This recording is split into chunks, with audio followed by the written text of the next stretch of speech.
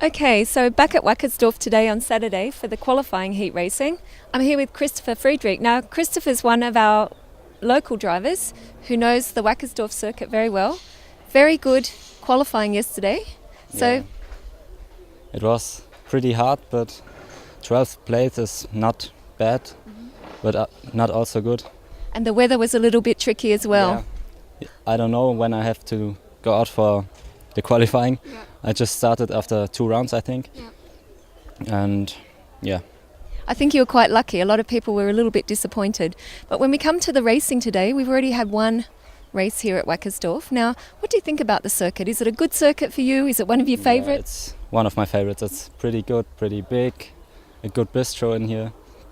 And Of course, this is important for lunch. yeah, sure. For a race driver. Okay, now tell me, on this circuit here at Wackersdorf, 1,275 metres, what do you think are the most difficult parts of the track, if I any? think this left-hander here. So after we come out of turn 2, Yeah. 3, and the left-hander? Yeah, it's really slow and you have to be fast out of the corner to up here. And then the second part is this left-hander. There are different racing lines and you have to choose the fastest one. Yeah. And then the third one is the right-hander before start and finish. Yeah. To Are these actually good places to overtake people who don't get the race line right? maybe yeah, but the best places I think is the right-hander, the first corner, this one and this one. Okay, so a little bit of inside information there from a local driver. Now, I've seen you this year at the Rotax Max Challenge. You would be, in Senior Max, one of the leading drivers in Germany. Yeah. Now, tell me here, more than 30 countries competing. How different is the racing at the Euro Challenge? Because this is your second year with us in Senior Max. The fights are really, really hard. It's really difficult not to be in a crash, and I think the most important thing is to finish the race without a crash. Because obviously you need the points today to qualify through to tomorrow's pre-final.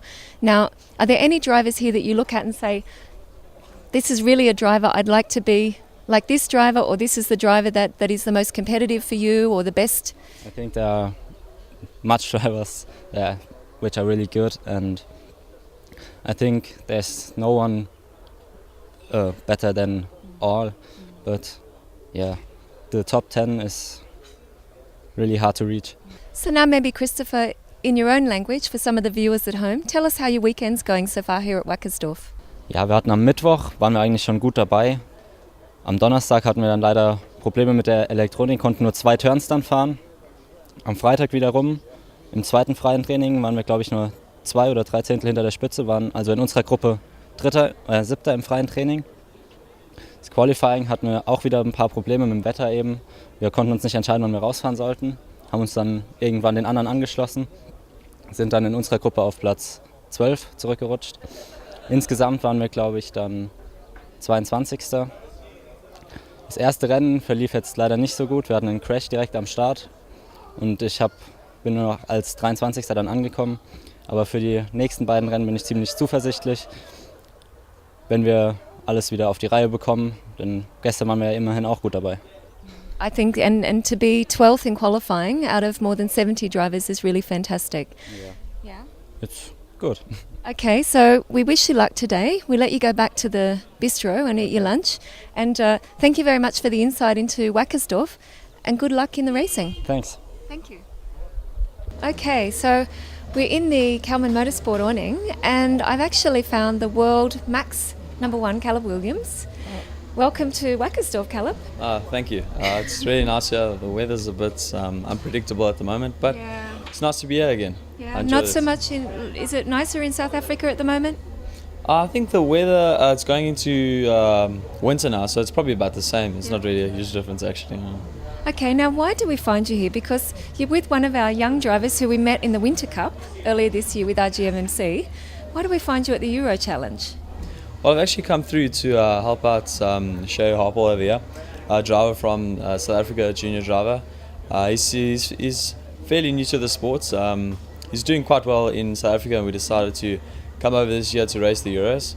and he brought me over to help him out a bit, give him a bit of mentorship, help him out with what's going on here with the racing and so on.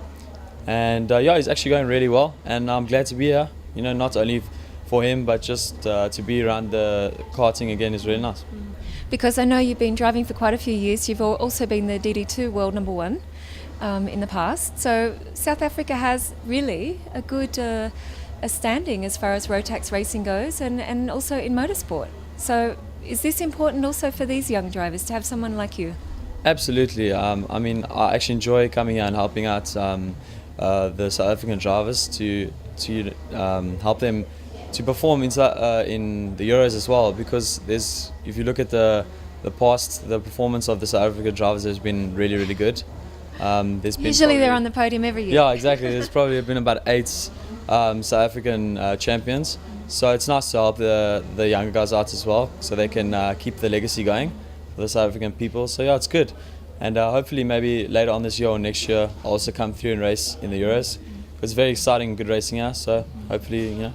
And also, if there is that opportunity for you to race Formula or cars, because you were, you know, I know you've been a Red Bull driver in South Africa, and of course everyone wants to step up to this, but when you have great racing like this, we've got guys even like Jack Hawksworth here this weekend who are now racing Formula cars back in the kart just to keep fine-tuned. Do you think that's important for you at this stage in your career?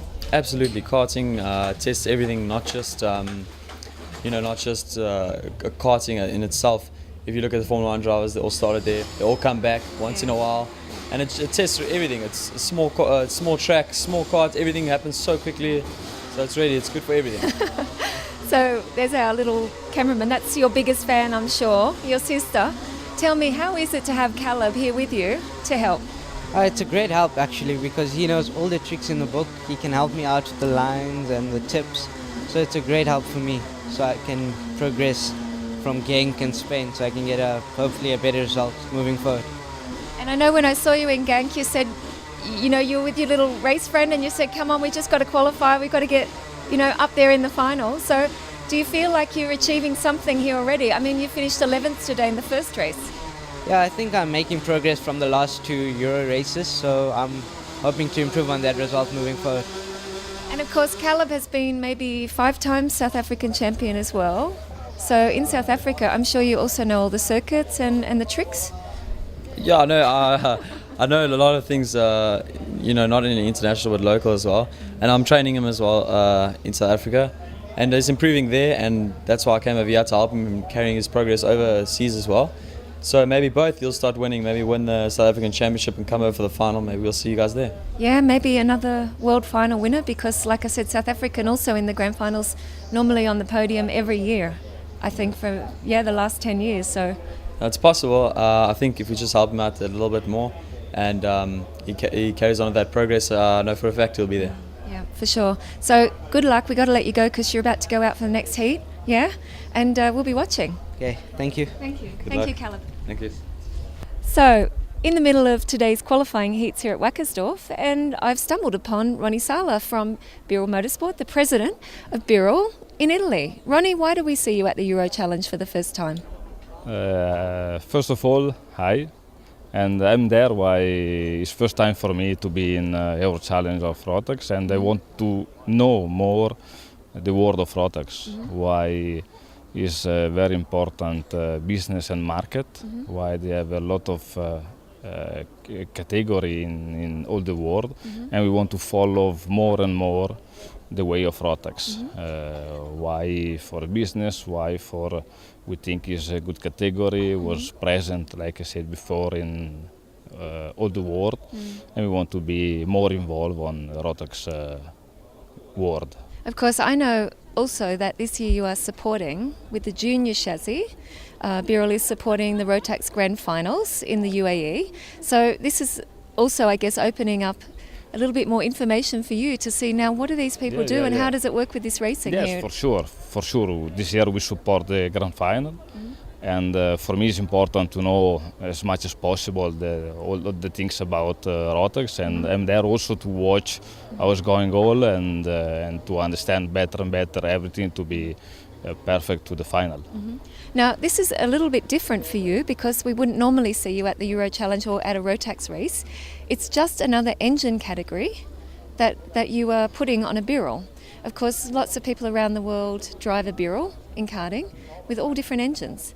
So it's a new combination, I think, for you.